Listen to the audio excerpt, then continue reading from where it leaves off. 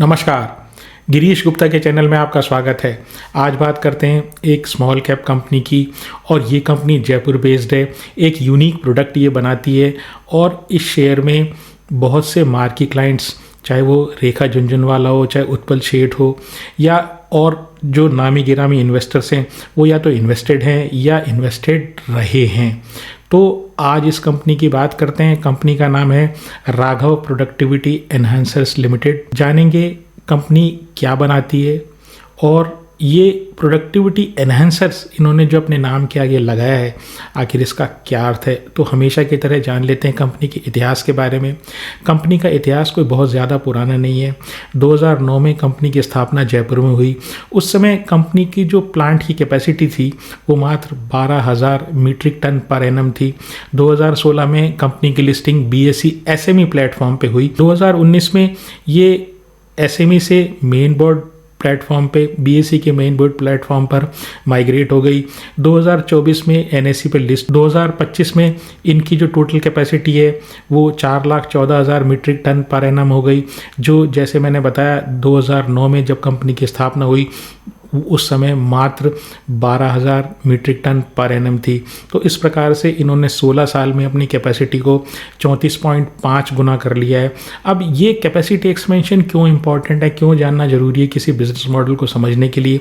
उसका कारण सिंपल सा है भाई, प्रोडक्ट की डिमांड होगी तभी कैपिटल एक्सपेंशन होगा, तभी प्लांट की कैपेसिटी बढ़ाई जाएगी। तो लगातार इनके प्रोडक्ट की डिमांड बढ़ रही है और इसी कारण जैसे मैंने बताया ये वर्ल्ड के लार्जेस्ट सिलिका रैमिंग मास मैन्युफैक्चरर्स हैं। अब इसको समझेंगे कि आखिर ये सिलिका रैमिंग मास क्या होता है, कैसे बनता है, क्यों इसको ये शब्द कहा जाता है कि रैमिंग मास है। तो ये सब चीज़ें समझेंगे बहुत ही आसान शब्दों में। पहले इसके IPO का जान लेते हैं कि जब इनका 2016 में SME प्लेटफॉर्म पर IPO आया तब इनकी शेयर की कीमत मात्र 39 रुपये थी, यानी IPO प्राइस 39 रुपये पर शेयर था। 2018 में इन्होंने 2:5 का बोनस दिया, यानी हर 5 शेयर के बदले में 2 शेयर। उसके बाद 2023 में फिर 1:1 का बोनस दिया, यानी हर शेयर 1 शेयर के बदले में 1 शेयर। और 2024 में फिर 1:1 का बोनस दिया, यानी 3 बार इन्होंने टोटल बोनस दिया। तो इन्होंने 39 रुपये का जो शेयर है और ये बोनस को मैं एडजस्ट कर लूँ तो 2016 से 2025 यानी टोटल 9 सालों में इनका शेयर, ये शेयर जो है ना 141 टाइम्स हो गया, 141 टाइम्स हो गया है। सुनते ही दिमाग चकराने लग जाता है। अब इनके बिजनेस सेगमेंट्स की बात कर लेते हैं तो कोई बिजनेस सेगमेंट इनका है नहीं। इनका एकमात्र प्रोडक्ट या मेजर प्रोडक्ट है, वो फ्लैगशिप प्रोडक्ट, वो सिलिका रैमिंग मास है। अब ये सिलिका रैमिंग मास क्या होता है? सिलिका रैमिंग मास एक रिफ्रैक्टरी मटेरियल है। रिफ्रैक्टरी मटेरियल वो मटेरियल है जिसके ऊपर हाई टेम्परेचर का असर नहीं होता। तो ये कहाँ कहाँ इस्तेमाल होता है? बेसिकली भट्टियों में इस्तेमाल होता है। पहला जो मेन उपयोग होता है इस तरह के सिलिका रैमिंग मास का, वो होता है स्टील इंडस्ट्री में और मेनली इंडक्शन फर्नेस में। अब ये इंडक्शन फर्नेस क्या होती है इसके बारे में आगे जिक्र करेंगे।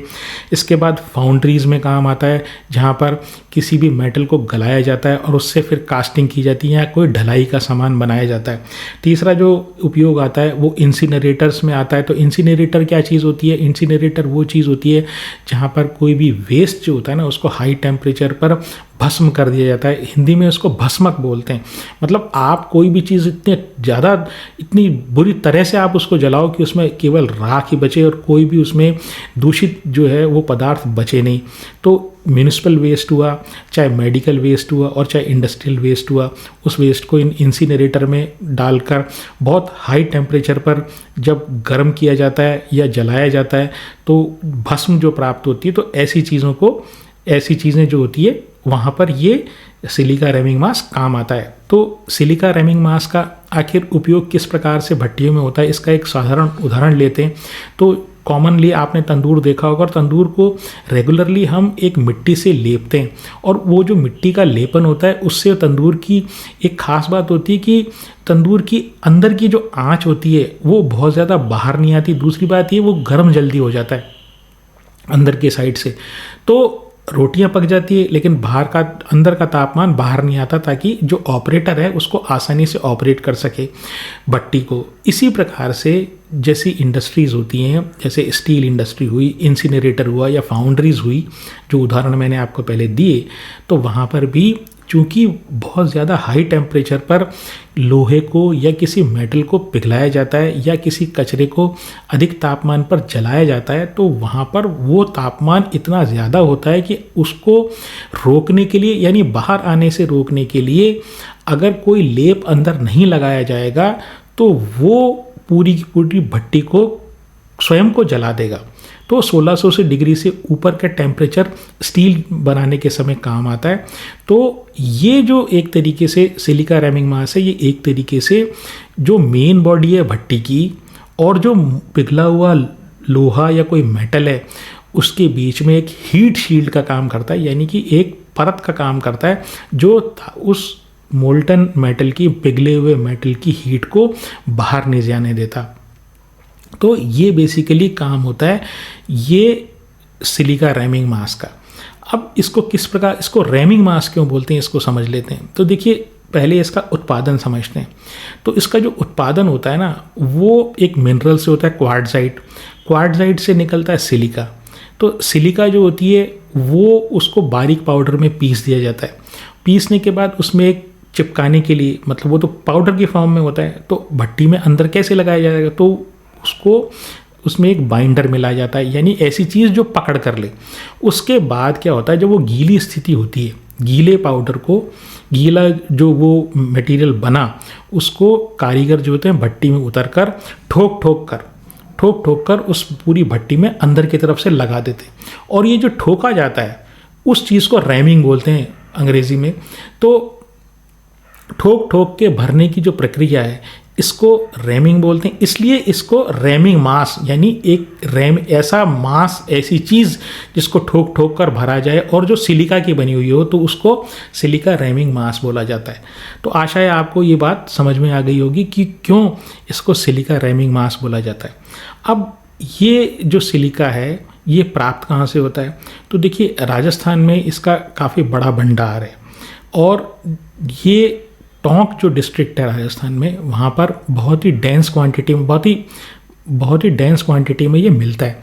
तो है क्या कि इस जो राघव प्रोडक्टिविटी एनहेंसर्स है, इनका जो प्लांट है ये निवाई में स्थित है। अब जो निवाई है ये टोंक के बहुत पास है, तो इसलिए आप समझ गए होंगे इनके प्लांट की जो लोकेशन है वो रॉ मटेरियल के काफ़ी पास है, ताकि रॉ मटेरियल में इनको कोई प्रोक्योरमेंट में इनको कोई दिक्कत नहीं आए। जान लेते हैं इनके नाम के बारे में। पहले इनका नाम राघव रैमिंग मास लिमिटेड हुआ करता था और अब इनका नाम इन्होंने बदलकर राघव प्रोडक्टिविटी एनहेंसर्स कर दिया है। तो इसका कारण ये है कि स्टील जो भट्टियां हैं, जो इंडक्शन फर्नेस हैं स्पेशली, वहाँ पर जो सिलिका रैमिंग मास का लेपन अगर हम कर दें तो सेम करंट के थ्रू जो हीट जनरेट होती है उससे ज़्यादा मात्रा में लोहा पिघलाया जा सकता है, यानी कि उस भट्टी की इस सिलिका रैमिंग मास के लगाने के बाद जो प्रोडक्टिविटी है वो बढ़ गई है। तो इसलिए इन्होंने ये अपने आप को ये कहते हैं कि भाई हम स्टील इंडस्ट्री में या किसी भी भट्टी में हम सेम करंट के थ्रू इतनी हीट जनरेट कर सकते हैं, या हमारा जो प्रोडक्ट है वो इतनी हीट झेल सकता है जिसके साथ आप ज़्यादा लोहा एक बार में पिघला सकते हैं। तो इस कारण से ये प्रोडक्टिविटी एनहेंस कर देते हैं। कुछ और ख़ास बातें इस कंपनी के बारे में ये है कि ये प्राइमरी प्रोड्यूसर ऑफ स्टील पर फोकस नहीं करते हैं, ये सेकेंडरी प्रोड्यूसर ऑफ स्टील के ऊपर फोकस करते हैं। प्राइमरी प्रोड्यूसर का मतलब ये जो माइनिंग करते हैं और फ्रेश स्टील बनाते हैं, इनका जो फोकस है वो सेकेंडरी स्टील मेकर्स के ऊपर है, यानी जो स्क्रैप से स्टील बनाते हैं उनके ऊपर है। तो कारण क्या है, वो ये है कि उन जो बड़ी कंपनीज़ हैं उनके ऑलरेडी सेटल्ड सिलिका रैमिंग मास सप्लाई करने वाले हैं। कंपनी फ़िलहाल ये छोटी कंपनी है, तो इसने बेहतर ये समझा कि उनको टारगेट करने के बजाय जो छोटी छोटी कंपनीज़ हैं जहाँ इनकी पहुँच आसान है, तो वहाँ से हम हमारा काम शुरू करें, वहाँ पर बेसिकली उनको टारगेट करें और बाद में जैसे जैसे ये कंपनी बड़ी होती है वैसे ये बड़े जो प्राइमरी स्टील प्रोड्यूसर्स हैं उनको टारगेट करें। दूसरी बात, इंडियन मार्केट में इनका जो मार्केट शेयर है वो काफ़ी अच्छा है, एक स्मॉल कैप कंपनी के हिसाब से 12% है। 36 कंट्रीज से ज़्यादा में ये कंपनी एक्सपोर्ट करती है। दूसरी बात, अगर मैं सेल्स का डिस्ट्रीब्यूशन देखूं इंडिया में तो फेयरली ज्योग्राफिकली डाइवर्सिफाइड इनका रेवेन्यू है। 40% रेवेन्यू जो आता है वो वेस्ट इंडिया से आता है, 37% रेवेन्यू जो आता है 37% वो ईस्ट इंडिया से आता है, 20% जो इनका रेवेन्यू आता है नॉर्थ इंडिया से आता है और 3% जो इनका रेवेन्यू है वो साउथ इंडिया से आता है। इनके फ्यूचर प्लान्स की बात करूं तो फ्यूचर प्लान्स ये हैं कि ये भविष्य में जब इनकी कैपेसिटी पूरी तरह यूटिलाइज हो जाएगी तो ग्रीन फील्ड प्रोजेक्ट्स या नए प्रोजेक्ट्स ये लगाएंगे अपने रैमिंग मास के प्रोडक्शन इंक्रीज़ करने के लिए। दूसरी बात ये है कि नए नए क्षेत्रों में ये प्रवेश कर रहे हैं, यानी कि ऐसे क्षेत्र जहां ये सिलिका का उपयोग हो सके।